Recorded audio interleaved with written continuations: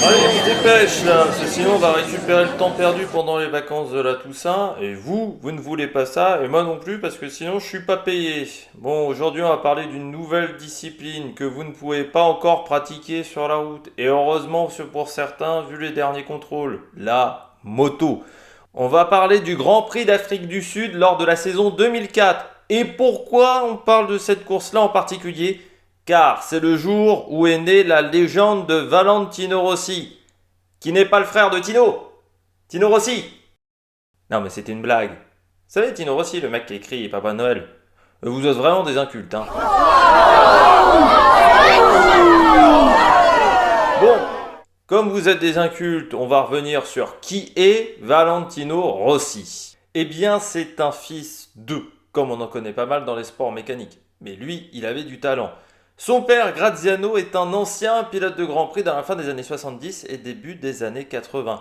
Il a notamment remporté 3 courses en 250 cm3 en 1979. C'est ce qui lui permet de finir 3e du championnat du monde.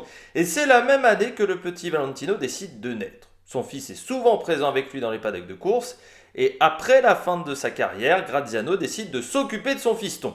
Valentino commence par le championnat italien, où très vite il domine la concurrence, et il arrive très rapidement en championnat du monde. Il décide de rejoindre la catégorie des 125 cm3, malgré sa grande taille, 1m80.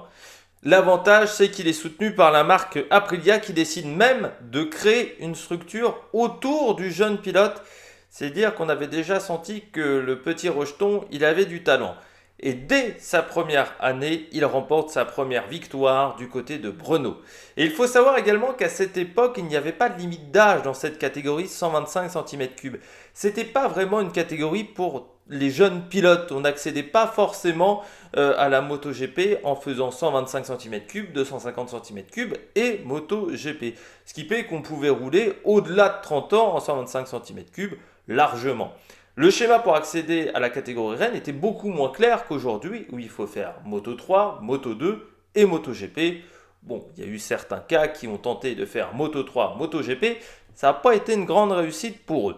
Dès sa deuxième saison, il remporte le titre de champion du monde et il décide dès l'année suivante de rejoindre les 250 cm3. Il remporte de nombreuses victoires et finira deuxième derrière l'expérimenté Loris Capirossi au championnat. Il l'emporte l'année d'après avec Aprilia.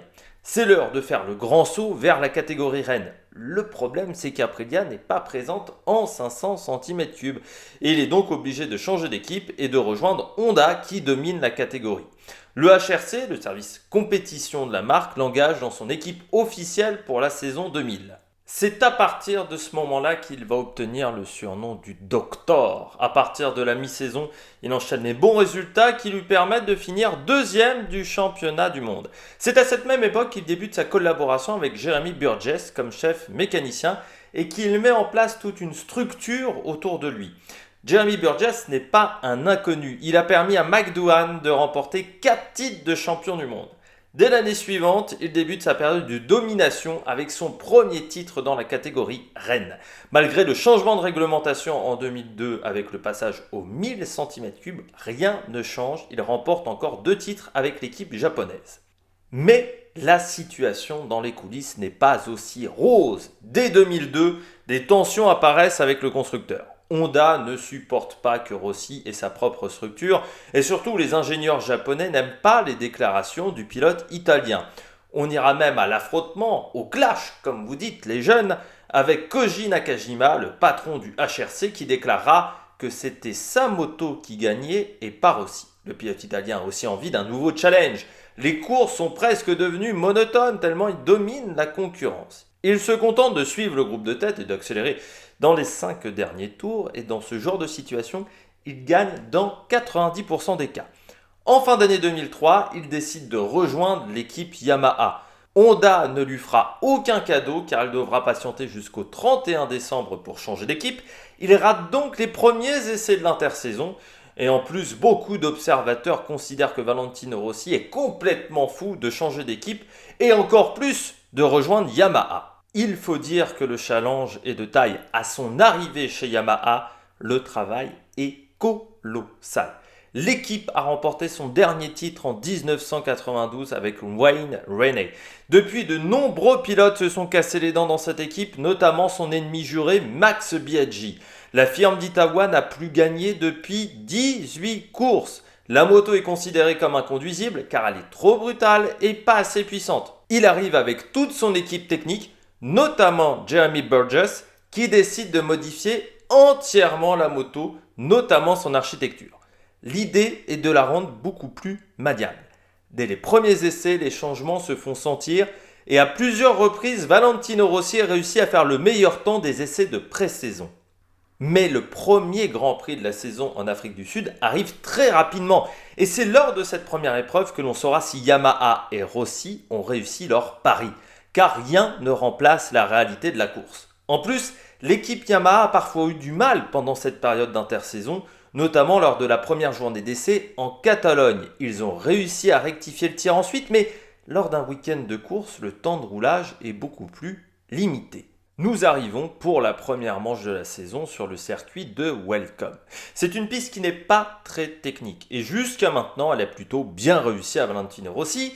En 4 participations dans la catégorie Rennes, il s'est imposé une fois et il est monté sur le podium à 2 autres reprises. On peut également noter qu'il a remporté la course en 250 cm3 en 99. Et dès le samedi, nous avons un moment important avec les qualifications.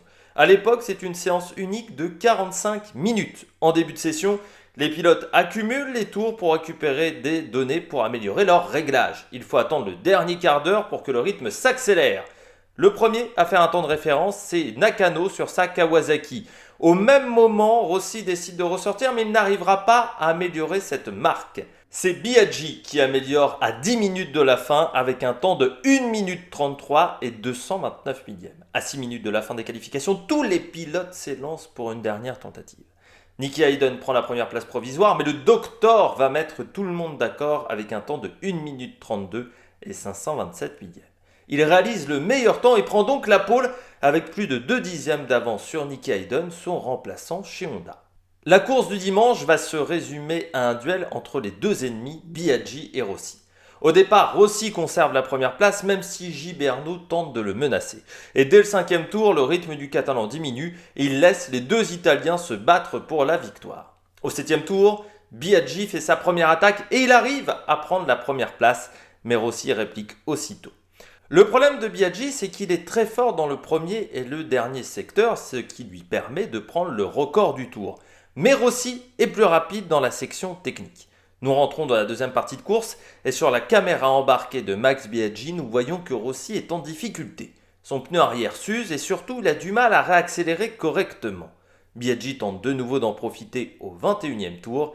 Il attaque mais il arrive trop vite dans le virage et il est obligé d'écarter sa trajectoire et Rossi reste devant.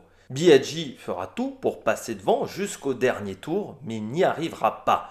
Le Doctor s'impose pour la première fois chez Yamaha. Contrairement à d'habitude, il ne fera pas de célébration loufoque. Une fois passé la ligne d'arrivée, il va arrêter sa machine sur le bord de la piste et l'embrasser puis s'écrouler sous le poids de l'émotion et de la pression. Pourquoi cette victoire est importante dans la carrière de Valentino Rossi ? Tout d'abord, car elle rentre un peu plus dans l'histoire de sa discipline. Il devient le premier pilote dans la catégorie à s'imposer 2 fois d'affilée avec 2 machines différentes. Il met fin à la période de disette de Yamaha de 18 courses. Mais surtout, il devient une légende. Il est le premier à dompter cette machine qui était nulle part l'année d'avant. Il prouve à tout le monde ses qualités de metteur au point en améliorant cette moto. Mais surtout, il montre à la direction de Honda qu'elle avait tort de croire que la moto était la seule responsable de cette période de domination entre 2001 et 2003. Et puis pour rajouter une couche, il bat son ennemi juré Max Biaggi qui n'a jamais réussi à être performant sur la Yamaha. C'est ce jour-là que la légende de Valentino Rossi est née. Et c'est aussi le début de la longue histoire d'amour entre le pilote italien et la firme d'Iwata. Pour finir, il remporte le titre de champion du monde en 2004 chez Yamaha. Sans trop souffrir de l'opposition de ses adversaires, Biaggi commet trop d'erreurs dans la saison, ce qui commence même à être le début de la fin pour lui, et c'était Gibernau, son dauphin est encore un petit peu tendre, surtout mentalement, et on le verra surtout en 2005. Allez, c'est la fin du cours et n'oubliez pas de réviser. Et puis n'hésitez pas à dire à vos parents que je suis un bon prof pour la réunion de ce soir. Comme ça me permettra d'avoir une bonne évaluation du côté de l'éducation nationale. Comme ça, je ne serai plus votre professeur l'année prochaine et je pourrai avoir un meilleur salaire. Allez, à la prochaine!